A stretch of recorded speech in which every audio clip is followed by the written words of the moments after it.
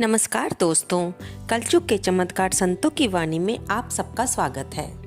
दोस्तों, आज हम मार्गशीर्ष मास में भगवान शंकर के भगत की कहानी सुनेंगे।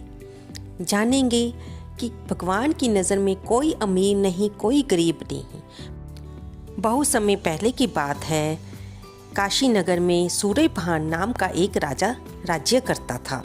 वह शिव का बहुत बड़ा भगत था और प्रति माह एक दिन भंडारे का आयोजन किया करता था, जिसमें वह राज्य के सभी लोगों को और आसपास के गरीब लोगों को भी आमंत्रित किया करता था। उसी नगर में दीना नाम का एक गरीब व्यक्ति रहता था, जो कि भगवान शिव का भगत था। वह भी भगवान शिव की बड़ी श्रद्धा भाव से पूजा किया करता था, लेकिन गरीब होने के कारण मन के चाहते हुए भी वह किसी को एक समय का भोजन भी नहीं खिला पाता था, क्योंकि उसके अपने गुजारे के लिए ही भोजन की व्यवस्था करना बहुत मुश्किल हो जाता था। एक दिन जब राजा सूर्यभान ने भंडारे का आयोजन किया हुआ था, तो दीना भी वहाँ पर खाना खाने गया, लेकिन जब उसने सूर्यभान के विशाल भंडारे को देखा तो उसके मन में दुख उत्पन्न हुआ और वह बिना खाए वहाँ से वापस चलने लगा।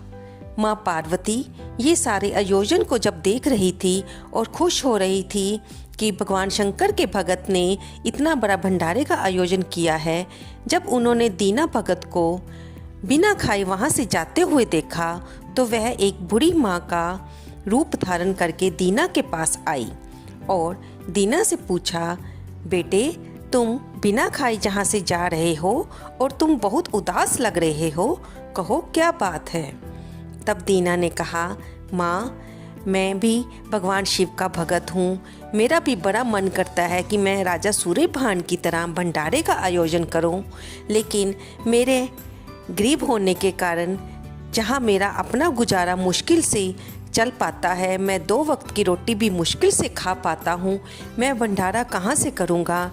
यही सोचकर मेरा मन उदास हो गया और मेरी भूख भी हट गई, इसलिए मैं वापस जा रहा था। माँ पार्वती दीना की बात सुनकर सोच में पड़ गई और वापस प्रभु के पास आई और प्रभु से बोली, प्रभु, आपने ऐसा भेदभाव क्यों किया हुआ है कि राजा सूर्यभान तो अमीर होने के कारण कितने ही लोगों को भंडारा करवाकर भोजन खिला रहा है, और उधर दीना भी आपका परम भगत है, लेकिन वह चाहते हुए भी भंडारा नहीं कर सकता।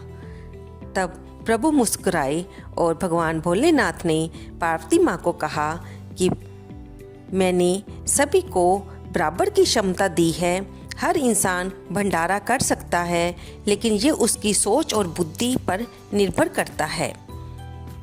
लेकिन माँ पार्वती को उनकी बात समझ नहीं आई। तब प्रभु बोले कि चलो मेरे साथ।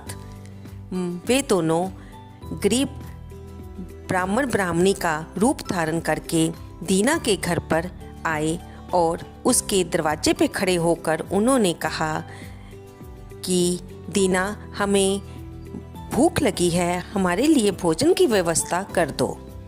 दीना भगत, जो अभी अभी राजा के भंडारे से बिना खाए आया था और मन में उदास था, तो उसने कहा कि आज हमारे राजा ने भंडारे का आयोजन किया हुआ है, कृपया आप वहाँ जाकर खाना खा लीजिए, मेरे पास तो खाने का प्रबंध नहीं है।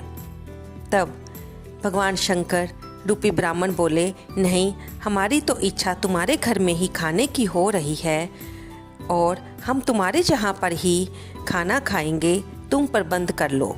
ऐसा कहकर प्रभु माँ पार्वती सहित दीना के घर के अंदर झोंपड़ी के अंदर आ गए। दीना भगत को उदास देखकर तब प्रभु ने पूछा कि क्या बात है, तुम उदास लग रहे हो।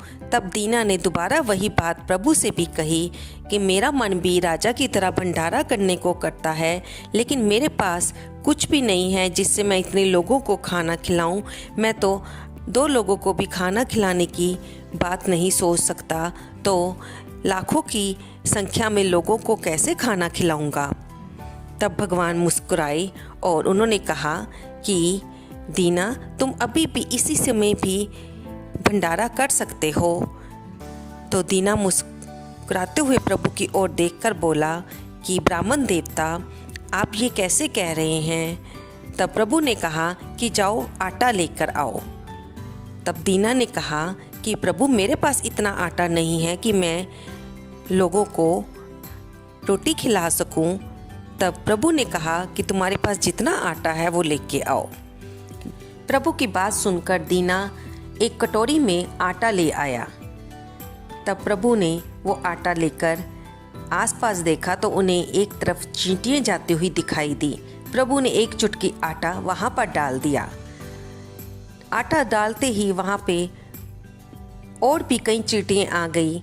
तब प्रभु ने कहा कि दीना, ये देखो, हम सब भगवान की प्रजा हैं, चाहे हम पशु हैं, पक्षी हैं, इंसान हैं या कीड़े हैं, हम सब भगवान की बनाई हुई संतान हैं। हम किसी को भी अन्न खिलाकर भंडारा कर सकते हैं। तुम इस प्रकार से एक चुटकी आटा डालकर लाखों चींटियों को भोजन करवा सकते हो और इससे तुम्हारा भंडारा भी हो जाएगा। ये देखो, चींटियाँ कितनी प्रसन्न नज़र आ रही हैं कि तुमने उनके लिए खाने की व्यवस्था कर दी है। दीना ने ब्राह्मण देवता को प्रणाम किया और कहा, ब्राह्मण देवता, मैं आपकी बात समझ गया। आज से मैं रोज इन चींटियों के लिए आटा डाल दिया करूँगा। तब ब्राह्मण और ब्राह्मणी आशीर्वाद देकर जो थोड़ा बहुत दीना ने बनाया उसे खाकर वे वापस चले आए और दीना को ये पता ही नहीं चला कि वे और कोई नहीं, उसके प्रभु भगवान शंकर और माँ पार्वती थे। अब दीना उनके सिखाए हुए वचनों के अनुसार, उपदेश के अनुसार रोज चींटियों को आटा डालता और प्रसन्नचित्त रहने लगा था। भगवान के आशीर्वाद से अब दीना भी धीरे धीरे अमीर होने लगा। जहाँ पर राजा महीने में एक बार भंडारे का आयोजन करता था, अब दीना सेठ बन गया था। अब वह प्रतिदिन भंडारे का आयोजन करने लगा, क्योंकि वह तो भगवान के कहे अनुसार रोज चींटियों को आटा डाल ही रहा था। तो दोस्तों, ये देखा आपने कि हम अगर ज़्यादा लोगों को खिलाने में सक्षम नहीं हैं तो हम पशु पक्षियों को भी, कीड़े मकोड़ों को भी थोड़ा सा अन्न का हिस्सा डालकर भंडारा कर सकते हैं। आपको ये कहानी कैसी लगी? कृपया लाइक करें, शेयर करें और कमेंट करें। कमेंट में दोस्तों जय भोलेनाथ लिखना ना भूलें, इससे प्रभु के दरबार में आपकी भी हाजिरी लगेगी। धन्यवाद दोस्तों।